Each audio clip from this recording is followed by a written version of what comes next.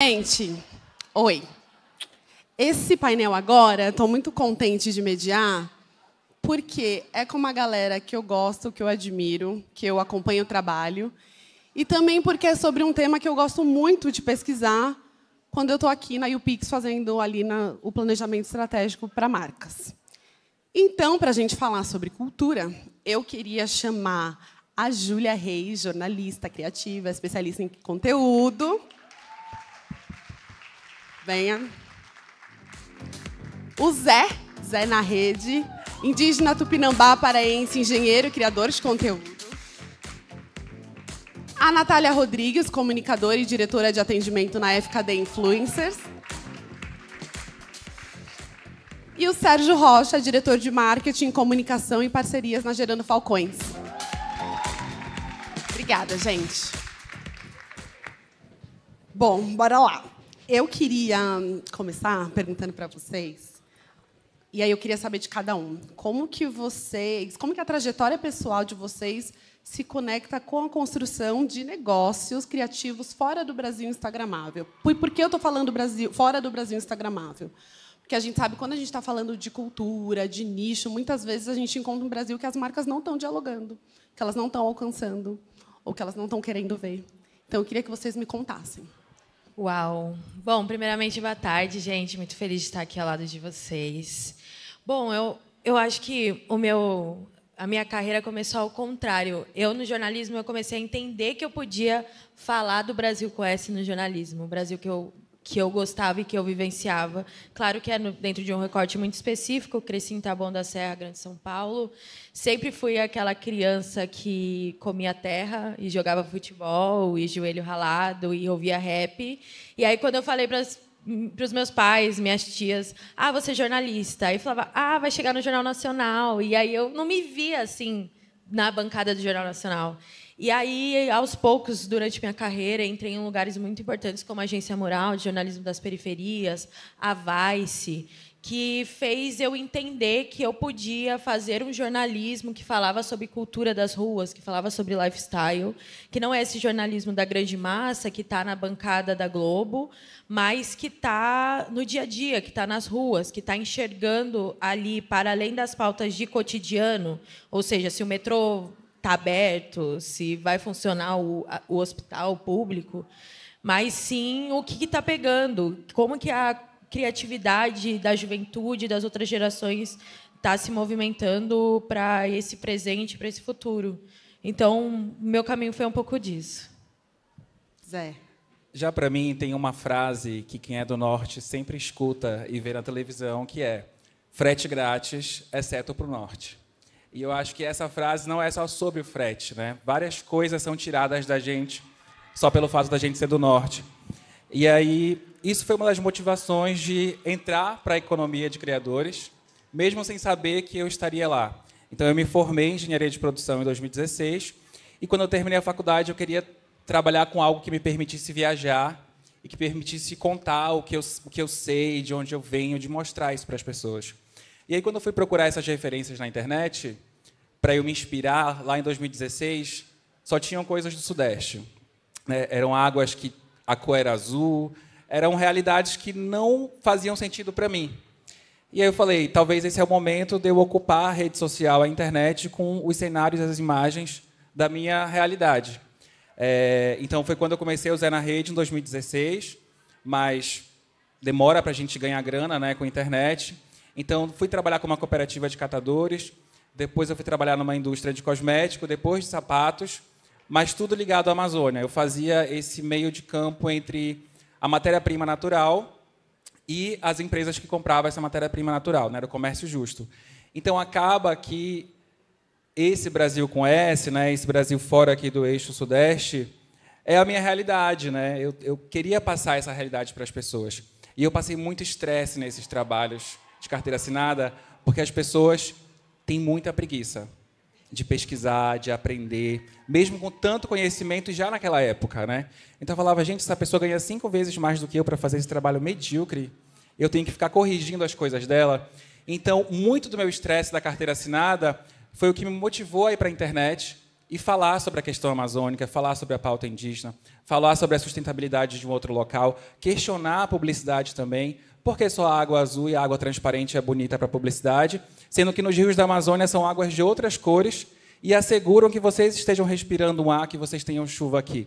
Por que isso? Então, foi muito dessas estresses e provocações que eu tinha que eu resolvi para a internet falar desse Brasil que foge desse eixo sul e sudeste, mas que está aqui há muito tempo. É isso. Nath.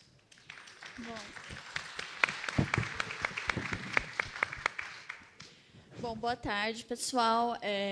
Eu não sou criadora de conteúdo. Eu sou diretora de atendimento de uma agência e sou jornalista de formação também. E a minha trajetória foi muito ligada ao terceiro setor. Trabalhei muito em ONG. É a primeira vez que eu tenho orçamento, que eu trabalho com orçamento.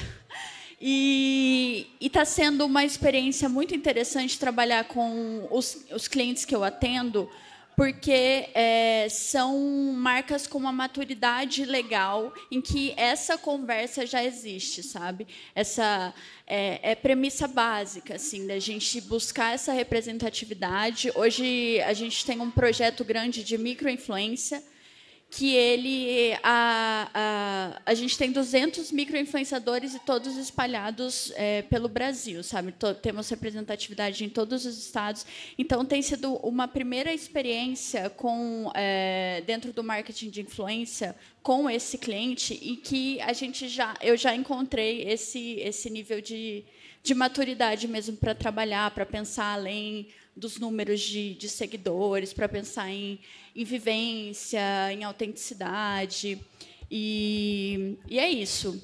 É claro que tem outras experiências também, mas eu acho que essa conversa dialoga muito com até já trabalhamos e vamos trabalhar mais.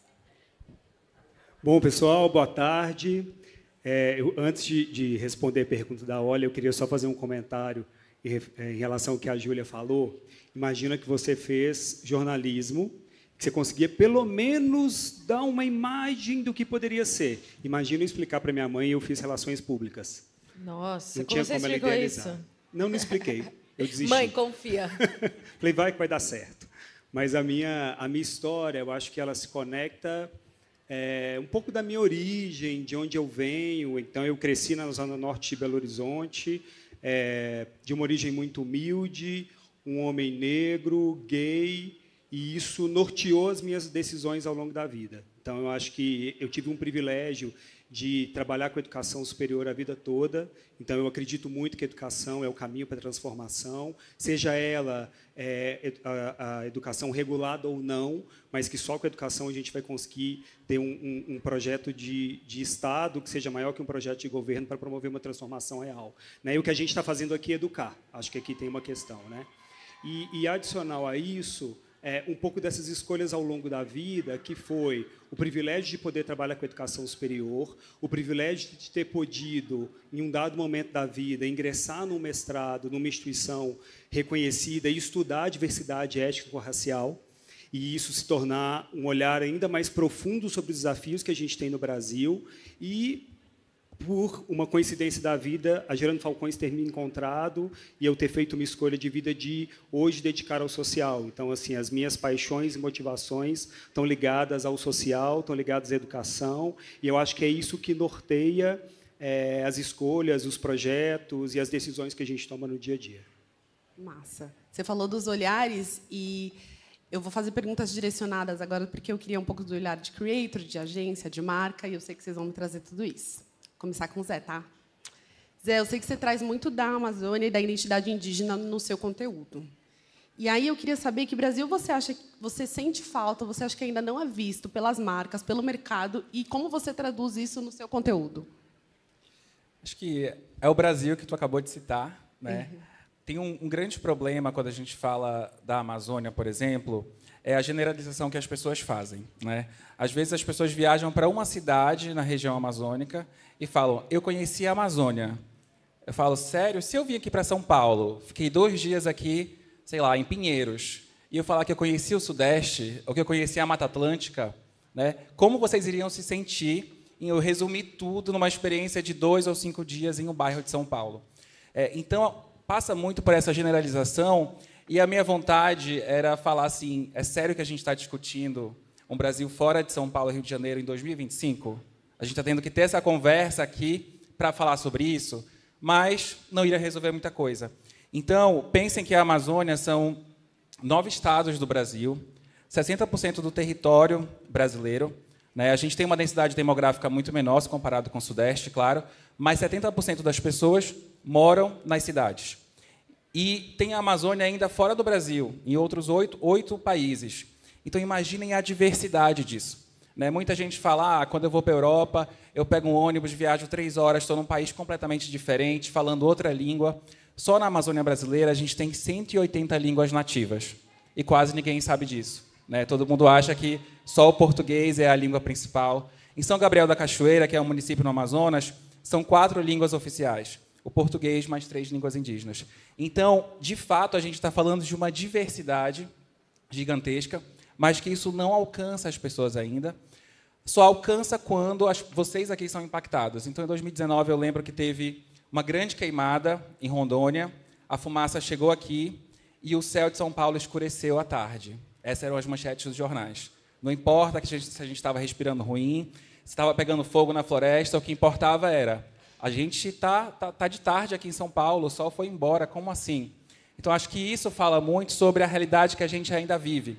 E quando a gente vai trabalhar com marcas, é como se a gente estivesse ainda recebendo os espelhos lá de 1500. Olha, a gente quer que você trabalhe aqui com essa marca, vem aqui, vou pagar um salgado e um suco para você. E aí eu até brinco, assim, eu perco muito trabalho. Eu morei aqui em São Paulo em 2022, foi quando eu decidi sair do CLT para ser só criador de conteúdo. E, às vezes, eu perco muito trabalho porque eu falo, no meu orçamento vai ter uma taxa de reparação histórica, vai ter uma taxa de estresse pelas coisas erradas que as pessoas falam, como, por exemplo, no Belém, ao invés de em Belém. Vai ter uma taxa pelas burrices que as marcas vão cometer, mesmo eu avisando, isso não vai dar certo. Não, mas a gente quer assim. Aí, depois dá errado, a gente tem que refazer tudo. Então, eu brinco que no meu orçamento cabe isso por conta de todos esses problemas. E aí eu sigo insistindo em falar sobre a Amazônia por diversos motivos, não só da diversidade de pessoas e de territórios e lugares, pela importância também no nosso clima mundial. Então, são diversos aspectos. E aí, outra coisa que eu sempre falo é justamente se coloquem no lugar do contrário, né? Como eu trouxe no começo. Se uma pessoa fala que passa 5 dias na região amazônica em uma cidade e fala que conhece a Amazônia, se eu falar isso para o Sudeste, para a Mata Atlântica, não vai acontecer. Então, é entender que esse território faz parte do Brasil. Eu cresci sabendo que tinha outras regiões do Brasil, mas muita gente, a maior parte da população brasileira, considera só o seu entorno como o Brasil. Né? Enfim, eu acho que não era uma coisa para a gente estar discutindo, mas ainda temos que estar aqui falando sobre isso. Obrigada. Ju, você que conecta cultura, juventude, marca, eu queria muito o seu olhar de marca. Assim, o que você acha que você sente falta? O que as marcas ainda não entenderam sobre a potência criativa da América Latina? Nossa, muita coisa. Então, conta.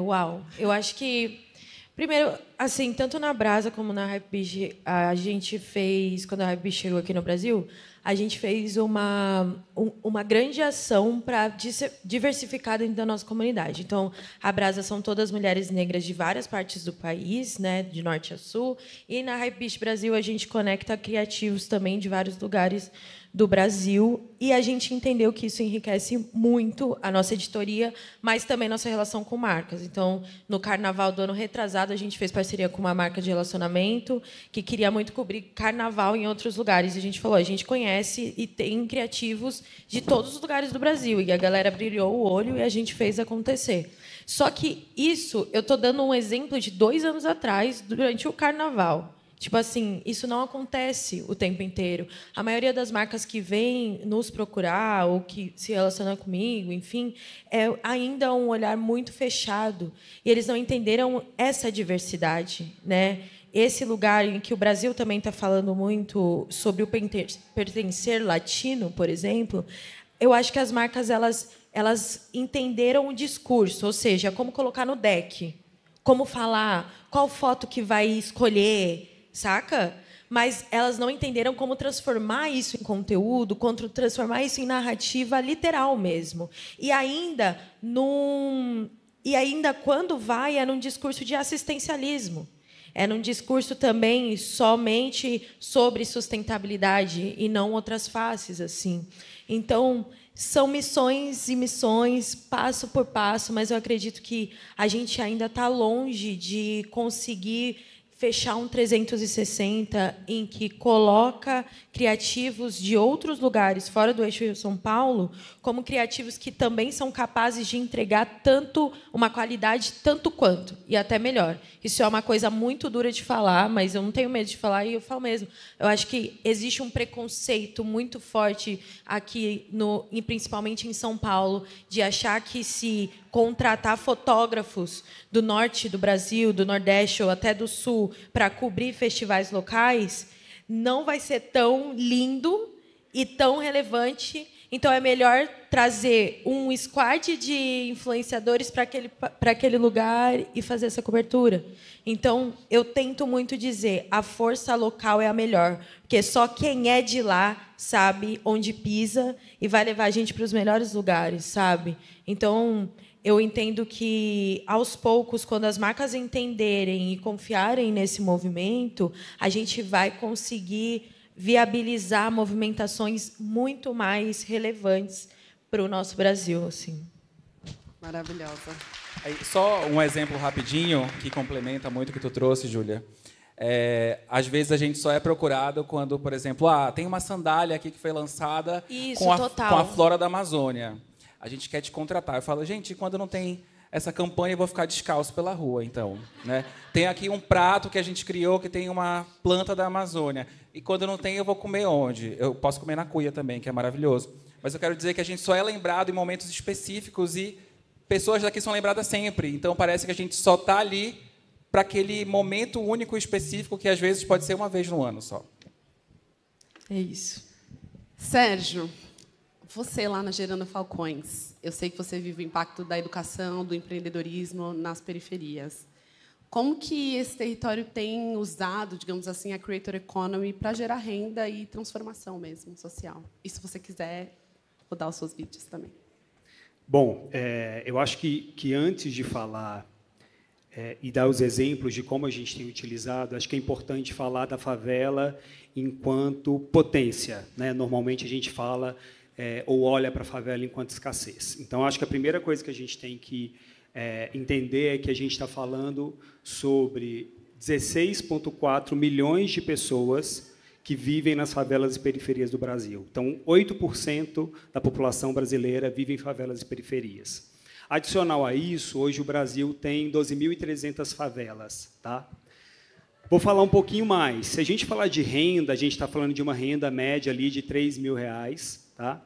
E de um valor, de um potencial de consumo de 200 bilhões de reais por ano. Então, essa é a potência da favela. Né? Mas tá bom, estou dando alguns dados aqui, porque é importante a gente ter alguns números na cabeça, olhar para as pessoas que vivem nas favelas e entender o que ela representa dentro da população brasileira. Né? Mas, no dia a dia, eu acho que o nosso grande desafio, o desafio de todo mundo que está aqui, né, a gente que trabalha com comunicação, que trabalha com marketing, a gente precisa, de alguma forma, conectar as marcas com as causas com as pessoas e, consequentemente, as pessoas com as marcas. É isso que eu acredito que vai movimentar. Né? De fato, te chamar para fazer uma campanha de um chinelo, porque foi feita ali uma ilustração com referências amazônicas, é muito pouco. Né? A gente também não quer ser chamado somente para trazer ilustrações da periferia, como a gente faz na curadoria de artistas da favela. A gente quer construir junto, a gente quer potencializar pessoas que são hoje o amanhã do país. Então, acho que é um pouco do que a gente vem tentando construir todos os dias. E, dentro do trabalho da Gerando Falcões, né, a gente é uma ONG de favela. Né? Essa é a nossa razão de existir. A gente quer e atua para superar a pobreza em favela, transformar a pobreza em dignidade. E a gente, todos os dias, acorda e se incomoda perguntando como é que a gente vai fazer isso. qual que é o próximo passo que a gente vai dar, né? A gente, na última semana, a gente estava numa comitiva na China, que tirou 800 milhões de pessoas da pobreza. Não sei se vocês sabiam disso, tá? Que as pessoas falam que a China é comunista, é o país mais capitalista que eu já visitei. E a gente estava lá aprendendo o que tem de inovação para a gente poder escalar os nossos programas de superação de pobreza.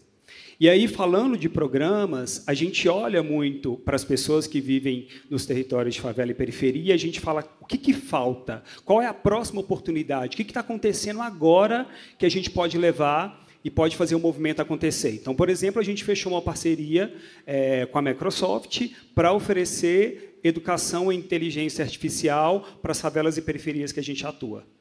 Então, gente, IA não é nem o futuro, é o agora, né? A gente vai ter que aprender... hoje o termo que a turma está usando é IA first. Então, sempre você vai pensar, tem como fazer com IA? Não tem como fazer com IA, mas não tem como escalar com IA? Depois você vai pensar outra forma, né? Então, essa é uma frente. A outra frente, e que está conectado com o evento aqui, a gente olhou para a Creator Economy e a gente falou, poxa, como é que a gente potencializa esses talentos que estão hoje nas favelas e periferias? E a gente resolveu criar um programa que foi o Favela Creators, que agora o nosso desafio é como é que a gente escala o Favela Creators, que o que ele fez foi dar voz, foi potencializar a criatividade e as histórias daquelas pessoas que estão ali criando todo dia. E, só para não me alongar mais, eu queria mostrar aqui 2 exemplos de conteúdos que foram criados por pessoas que devem estar aqui e que mostram um pouquinho desse trabalho, desse desafio, como a gente potencializa toda essa galera criativa que está nas favelas e periferias. Imagina estar no lugar que você sempre quis estar, mas ainda não sabia disso. Assim começou a história do Favela Creator. Da insatisfação da vida até o momento de ser e estar. Ser a pessoa certa no momento certo. Como todos que vivenciaram essa experiência. No meio da ansiedade e o desejo do novo, eu descobri um novo mundo. Um mundo de possibilidades. E é isso que a gente busca na moda também. Mostrar que a favela não é só resistência, mas também potência. Que a nossa vivência é estética, identidade, é tendência. O corre de quem cria, de quem sonha, de quem vem da periferia precisa ser ouvido, porque a gente não quer fazer só parte do mercado, queremos mudar ele. Que toda a repressão e pobreza da periferia vire apenas peças de um museu e o sonho de favelado não morra em noites mal dormidas. Sigam a Gerando Falcões, compartilhem e aproveitem as oportunidades, porque o que a favela cria, o mundo escuta. 3, 2, 1, foi! Março de 2025, eu vivi uma experiência muito incrível, Favela Creators. Foi muito mais que uma imersão, foi um divisor de águas. Ali eu entendi meu potencial, eu enxerguei oportunidades e eu percebi também que eu podia ir muito além. Pouco tempo depois, veio a prova disso. Dia 13 de setembro de 2025, eu tava no The Town, um dos maiores festivais do Brasil, criando conteúdo. E ali no meio daquela multidão, eu percebi o quanto a gente tinha crescido depois do Favela Creators. E essa é a força da Gerando Falcões. Eles não só transformam realidades, eles acreditam em pessoas, abrem portas e dão espaço pra gente voar. Eles me enxergaram e isso mudou completamente o meu jogo. E claro, eu sou grata demais a quem faz isso de pertinho. Sou grata pela Bela, pela Gabi e todo mundo que faz acontecer todos os dias na GF. E claro, o Edu Lira, que sonhou o grande e transformou esse sonho em movimento. Sem esquecer também de todos que estão nos bastidores, porque cada detalhe faz a diferença. Hoje eu sei, quando alguém acredita em você, não existe limite para o tamanho do seu voo. Se você nunca ouviu falar sobre a Gerando Falcões, esse é o momento. E se você tiver a oportunidade de ajudar do seu jeito, ajude, porque você vai transformar a vida. Isso só mostra que a gente é capaz. Claro. É muito capaz.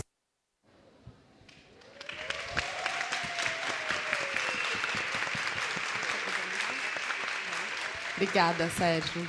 Acho que só aqui a gente selecionou 2 histórias.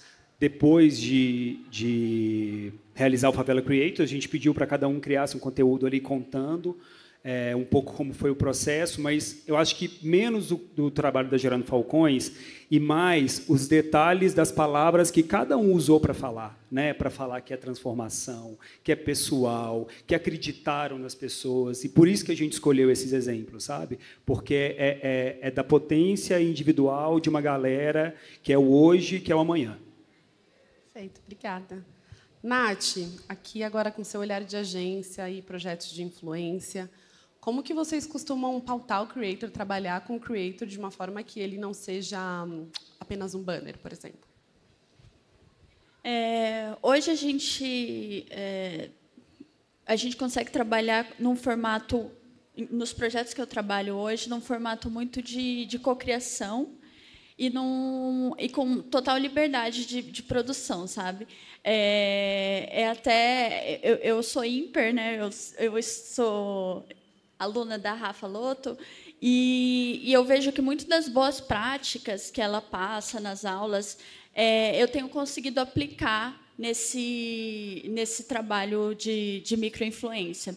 E eu acho que a microinfluência é uma oportunidade, sabe, de você trabalhar essa liberdade com esses criadores mais nichados e criadores que entendem a linguagem daquela comunidade e que produzem a coisa personalizada mesmo.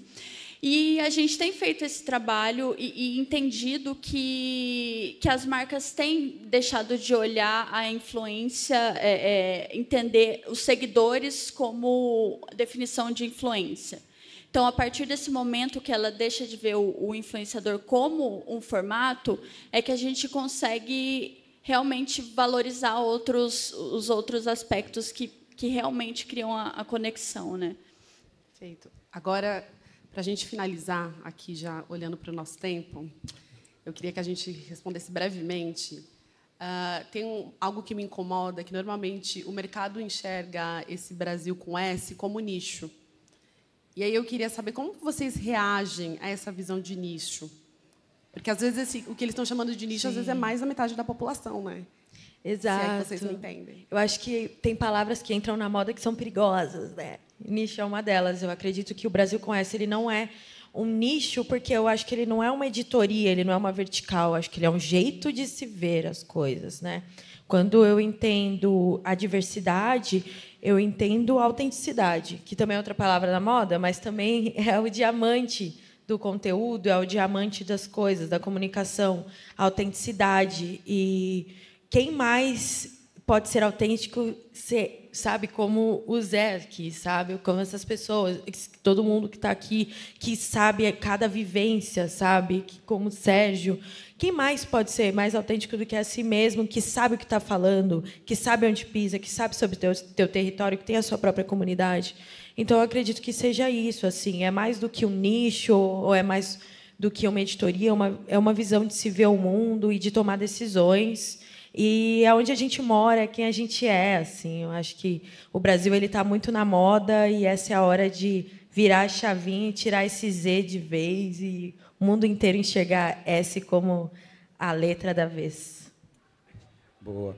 E também acho que a gente considerar dados demográficos faz todo sentido quando a gente vai contratar alguém, fazer trabalhos, mas acho que o Brasil com S entra como nicho quando as pessoas começam essa comparação a partir do seu umbigo, né, com todos os exemplos que eu trouxe. Acho que um outro nicho que precisa acabar para ontem é o Brasil profundo, que eu escuto muito por ser do norte do Brasil. Eu fico me imaginando, né, quando as pessoas falam, ele é do Brasil profundo. Eu me sinto assim, morando debaixo da terra, vou acordar, tirar a terra de cima de mim para poder vir para cima da terra, né, sair desse Brasil profundo. Eu falo, se eu estou no Brasil profundo, vocês estão no Brasil raso, então é isso? Né? Tudo que não é aqui Rio e São Paulo é um Brasil profundo. Eu fico imaginando assim o próximo do magma da Terra. Talvez por isso seja tão quente lá em Belém, porque eu estou morando perto do magma da Terra. Outro nicho para acabar para ontem, pelo amor de Deus. Nath. Eu acho que o risco está em trabalhar com o Brasil com S só com a pauta de sazonalidade, sabe? Como o Zé colocou muito bem, assim, entender que você que é meio óbvio que a regionalidade vai fazer sentido você contratar influenciadores regionais para conversar com aquela comunidade, mas que esses influenciadores podem ser a voz para dar aquele tiro nacional também, para ser a voz daquela campanha, para falar com todo o Brasil, porque a gente já viu a publicidade tradicional passar muita vergonha, né, com essa mimetizando assim a sotaques, enfim. E eu acho que é isso, é entender que pode fazer parte desse mainstream mesmo. Eu acho que primeiro ponto, com fatos e dados. Eu acho que nada melhor do que uma boa pesquisa, um bom número, fazer as pessoas refletirem para entender um pouco sobre aquilo. O segundo é surpreendendo como alguém que entra numa guerra, entendeu? Então, assim, por exemplo, o dia que eu vou fazer uma apresentação da Gerando Falcões numa agência daquelas cabulosas de grupo internacional, eu vou como se eu fosse para a guerra. Eu vou contar uma história, mas eu vou para fazer a galera chorar. Eu falo, essas pessoas vão chorar aqui hoje para entender o que é o trabalho. E segundo, assim, olhando para essa questão da guerra, dando esse exemplo, entregando de fato o que é. Né? Eu tenho um exemplo de um painel que a galera só queria gente de São Paulo, e a gente levou um influenciador mineiro, o Cadu dos Anjos, e era no South by Southwest. Ele fez a melhor palestra, no ano seguinte ele foi convidado. Mas ele foi para lá pautado, que assim, cara, não queria o seu nome porque você não é de São Paulo. Vamos fazer o melhor. E ele foi lá e entregou o melhor. Então, acho que é um pouco disso, sabe? A gente provocar as pessoas e, de fato, entregar o que é melhor. Obrigada, gente. Eu queria agradecer vocês. Eu fiquei muito contente com esse papo, muito feliz. Obrigada.